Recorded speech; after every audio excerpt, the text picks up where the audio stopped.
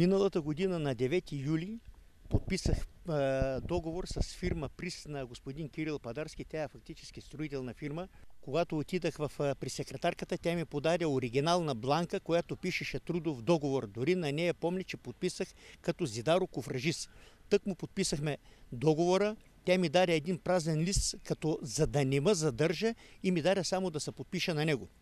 Казаха ми, че фирмата е сериозна, здравно и пенсионно осигуряване ще има. На 30 август, около 10:30 часа, набивах дюбели в помещението, там където работиме, един дом за сираци. Един дюбел се къса и му удри в дясното око. Започнах да виждам само кръв в самото начало и претърпях силна болка. Докато отида до болницата, окото изцяло нищо не виждам. Вече 12-ти ден инжекции всеки ден по 3 и нямам никакво подобрение. Докторите казват така: ако случайно не се стигне до подобрение, може да се наложи и операция да се претърпи. Операцията, която струва може би над 3000 лева. До сега съм дал над 200 лева собствени средства. Отидах при собственика да видим какво ще направи, да видим може ли да ме извади на борсата, след като аз няма да мога да работя поне 5-6 месеца. И се оказва в един момент, че не съм бил осигуряван нито здравно, нито пенсионно. Отидах днес да видя какъв договор и те ми поднасят една бланка, която беше празна и я бях подписал. Подписът не е мой. Не е мой подписа и на нея пише граждански договор. А граждански договор трябва да бъде до 3 месеца. Аз вече във фирмата съм година и 3 месеца. Фактически не съм само аз единствения, който работи при това бих го нарекал отвратително комунистическо мекере Киро Падарски, където го държат само за това, че дължи доста пари в съвета и му дават някакви си обекти. Той е мекере на Алекс Строй като подизпълнител. И този Алекс Строй го държи не че го съжалява, не че го уважава, а за това, че го съжалява, защото ще умре гладен. Ето дори този обект, където трябваше да работи, а ние останахме само 3 души, защото при них един добър стопанин не би си оставил кучето. Такъв работодател добър е. Взимаха му ги от Благоевград хора и сега в момента той остана безработници. Само 3-4 човека се върти там и това му е да такова. Казах му да видим нещо да покрие някакви разходи, а той каза, че ще си помисли, ще види, и беше казал после на групата: кажете му да се ебе майката, от мен да не очаква абсолютно нищо. Абсолютно е така, защото аз не съм малумен и прочетах трудов договор и подписах специалността като Зидаро Куфражист. И в момента ето тази бланка единствено само подписа отдолу е мой, а на нея пише граждански договор, а подписа изцяло отгоре до отдолу може да се направи експертиза на този подпис, че този почерка абсолютно не е мой. А тази сутрин това се видя по държението на самата секретарка. Тя просто пелтечеше, тя не знаеше какво да отговори. Ами да, така е, просто не знам, нищо не мога да отговоря, какво да ви кажа, не знам и защо се получи така, как се случи така. А гражданският договор е за 3 месеца.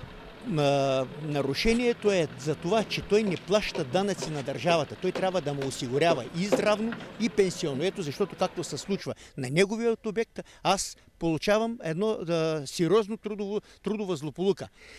Той укрива данъци. Той е човек, който единственият плаща на час. 9 часа работиме на 2,80 ставка. Той никога не ни е казал на нас: това струва толкова. Както идват тия момчета, които работят на квадрат при нас и взимат между 50 и 60 лева надница, а ние сме на 9 часа на 25 лева и 20 стотинки. Обаче 20 стотинки той не ги дава. Той винаги къса. Ами при всички положения, след като си плащам тока, водата, телефона и съм данъкоплатец на тази държава и не дължа нито една стотинка, с изключение на тези здравни осигуровки, където той трябва да ги плати, той трябва да ми плати по принцип за тази година и 3 месеца и за да ме извади на борсата. То ако имаме закони в тази държава и ако действително нашата система, тази не здравната система, правосъдната система, ако действително е независима, но не независима от сиромаха и зависима от парите, ще трябва той да влезе там, откъдето е излезнал. При всички положения. Той трябва, даже както ми казва един мой приятел, този, който го удари жив, дядо Владика да го комка на първия празник, zato че той не е направил нарушение. Той е от всички страни нарушение. Затова в нашия град го знаят като Кирил Лайнарски. Това е един безскрупулен тип. Безскрупулен. И този, който не уважава себе си, може да отиде да работи при него, за няколко месеца ще го хване рака и ще се умре съвсем спокойно. Нека да видим Киро Уков и неговата група, която бяха 5 човека. Сина му Георги Уков и още едно момче Георги Зайков и Иван Стоев.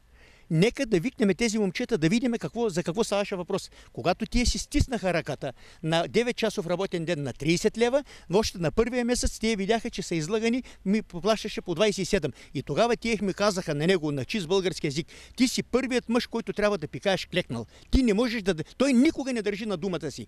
А когато му търсеха по 50 лева авансово, и то даже не е авансово, изработени пари, защото имаше празник на пиленцето отгоре, той им каза така: Киро, ще ме хванете мене за оная работа, която той няма, защото той е 55 години, все още не е семейен.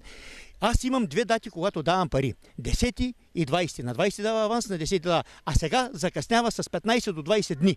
Значи, когато е в негова полза, той има право да закъснява. А когато трябва да дадеш на работника, той веднага да си предлага услугите за оная работа, меката работа, където, пак повтарям, няма.